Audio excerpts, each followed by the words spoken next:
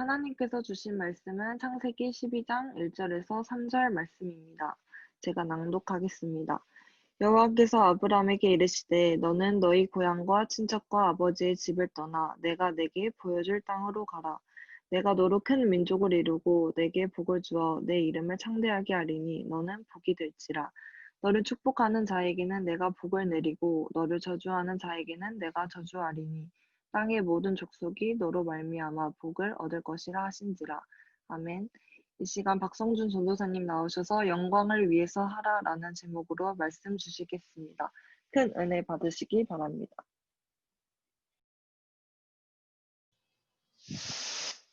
반갑습니다. 창세기 12장 1절에서 3절인데, 창세기 13장 18절 한 번 더 보도록 하겠습니다.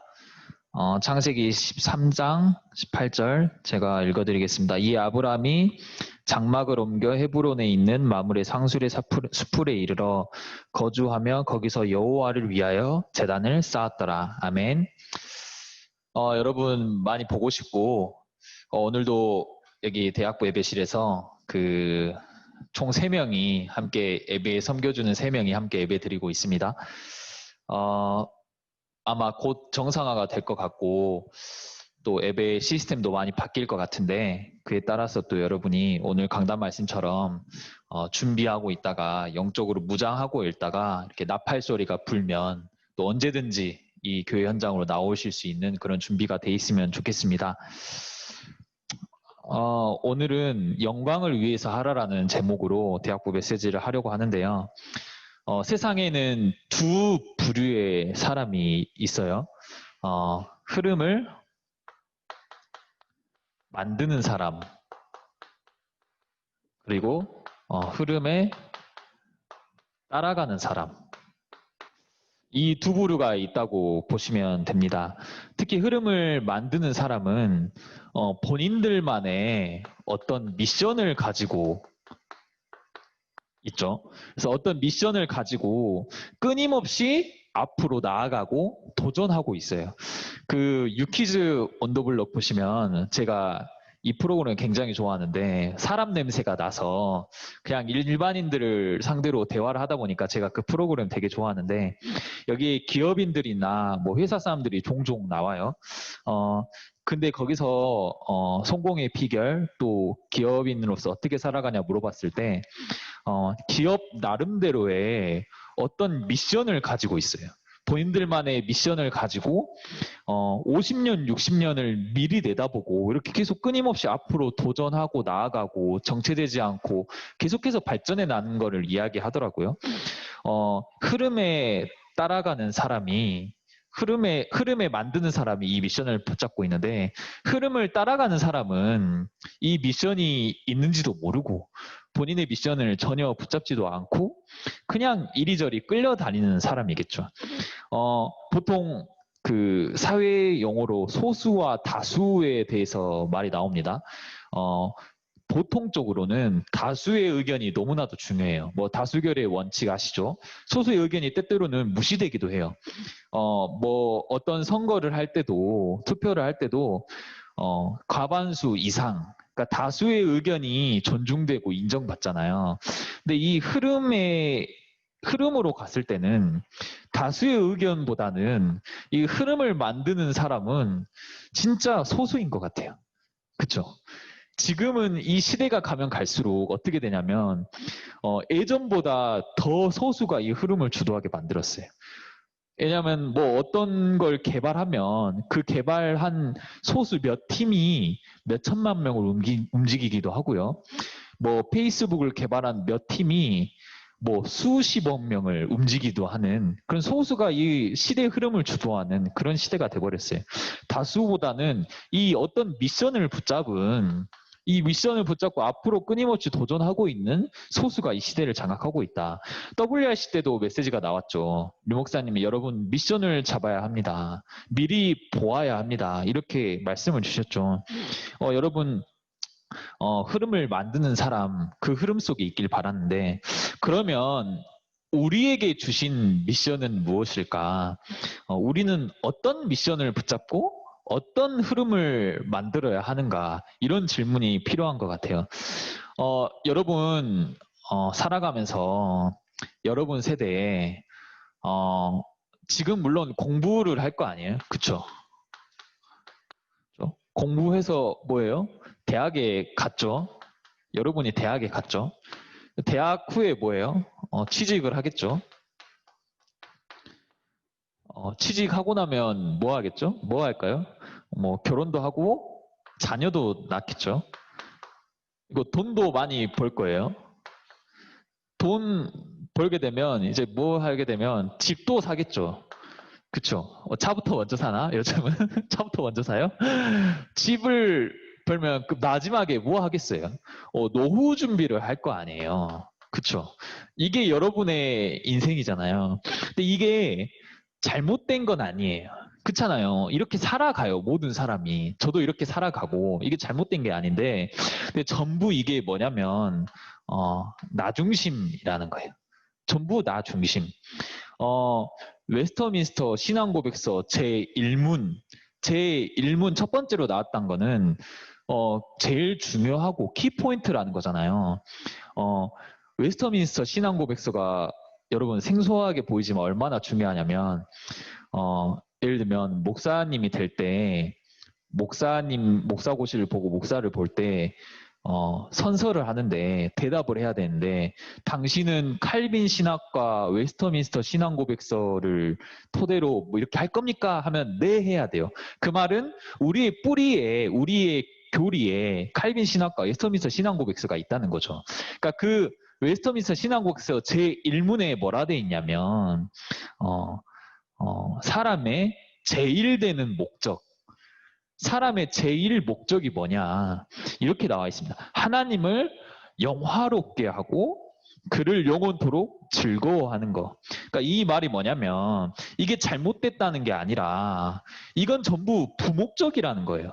그렇죠? 이렇게 살아가겠지만 뭘 공부도 하고 대학 가기 위해서 또 취직하기 위해서 여러분이 살고 자녀도 낳기 위해 이렇게 살겠지만 전부 부목적이고 우리에게 주신 진짜 목적이 뭐냐 하나님을 위해 하나님 영광을 위해 살아가는 거. 이게 진짜 목적이다. 이 말을 하는 거예요.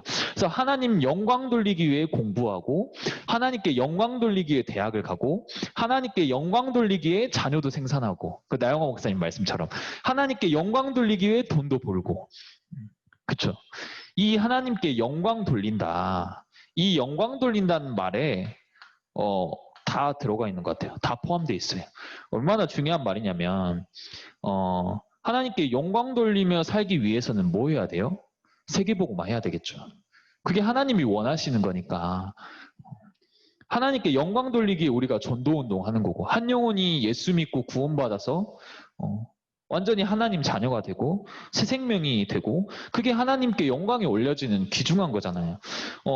그래서 우리가 렘넌트 운동도 하는 거겠죠. 후대들에게 이 복음이 전달되고 이 후대들이 일어나서 모든 문화 살려내고 그게 하나님께 영광 돌리는 거잖아요. 이게 일맥상통하는 거예요. 오늘 이 대학부 예배를 왜 드립니까?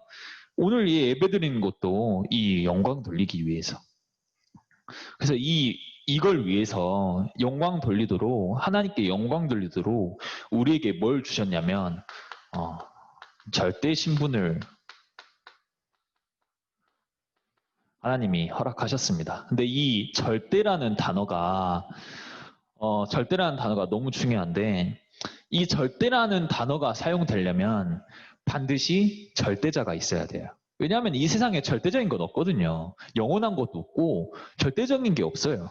수천 년 전에 세워졌던 뭐 기념물들, 문화재들이 그냥 불 한 방울에 탁 타버리고 그렇잖아요. 그러니까 일반 사람이 방화해서 다 타버리고 국보 1호가 그런 식인 거예요. 영원한 것도 없고 절대가 없고 이 절대란 단어가 사용되기 위해서는 반드시 절대자가 있어야 돼요. 그렇죠? 이 절대자가 존재하고 있기 때문에 이 절대가 사용되는데 세상 사람들이 이 절대라는 단어를 너무 쉽게 그냥 내뱉는 거 있죠. 아, 절대 그런 거 안 해. 아, 아니, 절대 그런 거 없어. 이런 식으로 너무나도 쉽게 사용하고 있는 거예요. 이 절대자의 존재는 우리의 상상과 우리의 기본 생각을 뛰어넘어서 시공간을 초월해서 역사합니다. 그쵸?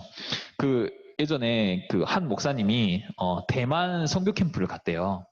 대만 선교 캠프를 갔는데 그 대만에는 이제 우상 숭배가 많잖아요. 그래서 택시를 탔는데 이 택시 그 내부 안에 그러니까 그 우상 조형물들, 그러니까 뭐 자기가 숭배하는 뭐 물체겠죠. 이런 그 우상 숭배할 것들 조형물들이 이렇게 택시 안에 다 가득한 거예요. 그래서 이게 물어봤대요. 이게 뭐냐? 택시 안에 이게 왜 이렇게 많은 거냐 하니까 그 택시 기사 말로는 이 신을 내가 모시는 신들인데 이 신들을 이렇게 집에다 모셔놓고 사는데 이 신이 집에만 있으면 너무 답답할까 봐 바람 좀 세게 하려고 바람도 세고 좀 바깥 공기 좀 마시고 환기 좀 시키려고 택시 안에다 해놓고 이렇게 돌아다닌다는 거예요. 저 어이가 없죠. 우리가 믿는 이 절대자가 과연 그 집에 있으면 바람도 안 통해서 답답한 분입니까? 시공간을 초월해서 역사하시는 분인데 이사야 말씀에 그렇게 나와 있어요. 이 사람들이 얼마나 무지하냐면 자기가 돌상을 만들고 자기가 이 우상을 만들어서 자기 손으로 만든 것을 대해서 자기가 절하고 자기가 숭배한다 돼 있어요. 이게 너무 무지한 삶이잖아요. 우리가 믿는 신은, 우리가 믿는 하나님은 그런 존재가 아닌데 이 돌멩이 하나에 우리가 깎아먹는 나무 조각상에 갇혀있는 분이 아닌데 우리에게 한 절대자의 권한으로 절대 신분을 허락하셨다? 이게 정말 중요한 말입니다. 우리에게 절대 신분을 주신 게 뭐나요? 창세기 1장 27절에 뭐라 돼 있죠? 하나님의 형상. 이 형상이란 말은 너무나도 중요한 말이에요. 우리를 개나 도나 돼지나 소나 말처럼 창조하지 않으시고 우리를 하나님과 소통할 수 있는 영적 존재로 지으셨다는 거예요. 예배할 수 있고 말할 수 있고 하나님과 소통할 수 있고 관계 맺을 수 있는 영적 존재로 지으셨다는 거예요. 이게 절대 신분이잖아요. 그렇죠? 지지난주 강단 말씀처럼 우리에게 선지자, 제사장, 이 왕적 권세를 감당할 수 있는 절대자의 권세를 우리에게 같이 활용할 수 있도록 주신 거예요. 28절에 뭐죠? 만물을 다스리고 정복하고, 그쵸? 지금 우리가 너무 남용하고 오히려 이 지구를 오염시키고 파괴시켜서 문제지 우리에게 이런 만물을 다스릴 수 있는 이 식물과 이 지구와 이 땅을 다스릴 수 있는 권세를 주셨어요. 그리고 31절에 보면 지으신 것을 보고 보시기에 심히 좋았더라. 하나님이 우리를 지으시고 절대자 하나님이 우리에게 절대 신분을 주시고 보시기에 심히 좋았더라. 제가 초등학교 때 포스터 뭐 경진대에 나갔는데 제가 생각해도 너무 잘 그린 거예요. 너무 잘 만들고 그래서 와, 이걸 어떻게 이렇게 했지? 그때 그 제가 만든 거에 대한 엄청난 즐거움, 쾌감. 하나님이 우리를 지으시고 보시기에 심히 좋았다라고 표현하고 있어요. 근데 이 인간이 하나님을 떠났죠. 그럼에도 불구하고 하나님이 요한복음 3장 16절에 뭐예요? 자기 아들, 하나뿐인 독생자, 하나뿐인 자기 아들을 보내셔서 우리를 위해 죽게 하시고 그 정도로 우리를 사랑하시는데 그래서 요한복음 1장 12절에 영접하는 자, 곧 그 이름을 믿는 자들은 하나님의 자녀가 되는 우리의 절대 신분이 뭡니까? 하나님의 자녀가 되는 권세를 주셨어요. 그렇죠? 이 어마어마한 절대자 하나님이 우리 아버지 되시는 이 엄청난 신분. 그래서 사도행전 3장 6절에 베드로가 저 안진뱅이한테 고백하잖아요. 뭐라 고백해요? 내가 은과 금은 없어. 내가 가진 게 아무것도 없는데 내게 있는 것 너에게 준다. 너희에게 준다. 가서 일어나 걸으라. 그러니까 일어나 걸었잖아요. 그만큼 우리에게 주신 이 신분이 어마어마하다는 거예요. 근데 지금 인간의 모습은 어떠합니까? 지금 인간의 모습은 어때요? 이 절대 신분을 다 놓쳐버렸어요. 이 사이에 인간이 하나님을 떠나버렸죠. 그래서 창세기 3장에 완전히 하나님을 떠나버리면서 이 창조 목적이 파괴됩니다. 창조 목적이 뭐예요? 하나님께 영광 돌리도록 하였는데 이 하나님께 영광 돌리도록 하는 이 창조 목적이 완전히 깨져버린 거예요. 이 절대 신분을 완전히 못 누리도록 그렇게 할 수밖에 없는 거죠. 그래서 하나님이 주신 게 창세기 3장 15절에 이 예수는 그리스도, 여자의 후손, 이 복음의 언약을 우리에게 주셨습니다. 이 말을 좀 하고 싶어요. 이게 뭐라고 표현해야 될지 모르겠지만 이 복음의 언약을 우리에게 곧바로 주셨는데 이 언약이 이런 표현이 맞는지 모르겠지만 이 언약이 이렇게 둥둥 떠 있다면 이게 무슨 둥둥 이게 무슨 말이죠? 이 언약이 언약으로만 끝난다면 그러니까 예를 들어서 그 물과 기름은 섞이지가 않아요. 그렇잖아요. 물과 기름은 섞이지가 않아서 물과 기름을 섞으면 물론 처음에는 휘저으면 좀 섞이는 것처럼 보이겠죠. 근데 시간이 지나면 물은 가운데로 가라앉죠, 물은 가라앉고 기름은 위로 뜨는 거예요. 그래서 물과 기름이 섞이지가 않는 거예요. 우리에게 하나님이 언약을 주셨는데 이 언약이 둥둥 떠 있다면 이게 무슨 말이냐면 이 언약은 반드시 사람에게 전달이 됩니다. 사람에게 전달이 돼야 의미가 있어요. 하나님의 백성에게 전달이 돼야 의미가 있어요. 이것이 믿음의 조상 아브라함에게 전달이 된 거예요. 그래서 창세기 12장 1절에서 3절에 이 아브라함에게 이 복음의 언약이 바로 전달이 된 거예요. 그래서 여러분에게 이 언약이 전달돼야 언약은 그냥 언약이죠. 하나님 말씀은 누구에게나 이 성경 말씀은 주어져 있고 누구에게나 이 하나님 말씀을 통해 언약으로 주어졌는데 이 언약을 여러분이 붙잡아야 의미가 있는 거예요. 그렇죠? 아브라함이 이 언약을 붙잡아서 시작이 됐고 믿음의 조상이 시작됐고 아브라함에게 이 언약이 전달돼서 시작이 된 거예요. 그렇잖아요. 이 언약은 반드시 이 사람에게 전달됐는데 그래서 아브라함에게 전달됐어요. 그래서 아브라함에게 엄청난 축복들을 다 주시죠. 아브라함에게 모든 언약들을 다 주시고 근데 이 아브라함이 이 언약을 붙잡고 그 후에 한 일이 뭐냐 오늘 본문에 나와 있습니다. 그 후에 한 일이 뭐냐면 철저하게 말씀 따라갑니다. 말씀을 따라가요. 창세기 12장 1절에 보면 뭐라 돼 있죠? 내가 내게 보여줄 땅으로 가라. 그래서 아브라함이 갈 바를 알지도 못하고 떠나요. 그냥 하나님이 가라 하시니까 하나님이 말씀하셨으니까 하나님이 말씀하셨으면 그게 끝인 거라. 그래서 말씀 따라간 거라. 그래서 창세기 12장 3절에 뭐라 돼 있죠?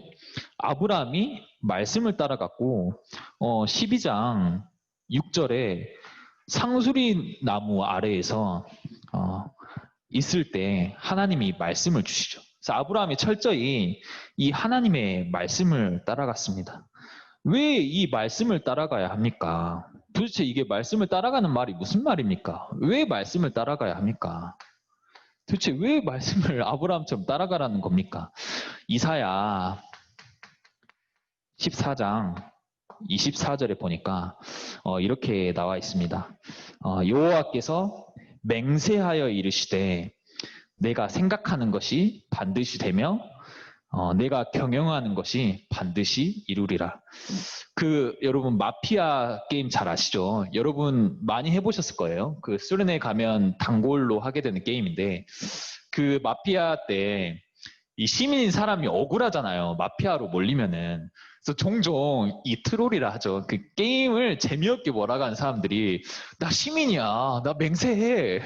이러면은 시민인 게 확정이 되잖아요. 나 시민이야. 나 하나님 앞에서 시민이야. 하나님 걸고 시민이야. 이러면은 이 사람이 시민인 거 확정이고 마피아라 모를 수도 없고 그런 식으로 이 맹세라는 의미가 엄청난 건데 하나님이 여호와 하나님이 맹세하여 이르시되 하나님이 맹세하셨어요.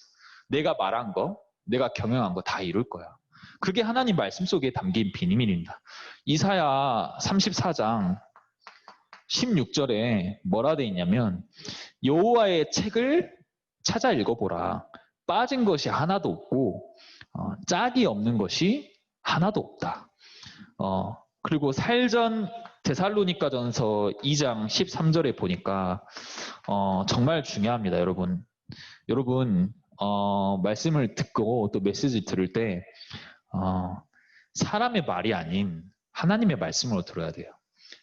이 본문에 이렇게 나와 있습니다. 하나님의 말씀으로 들어라.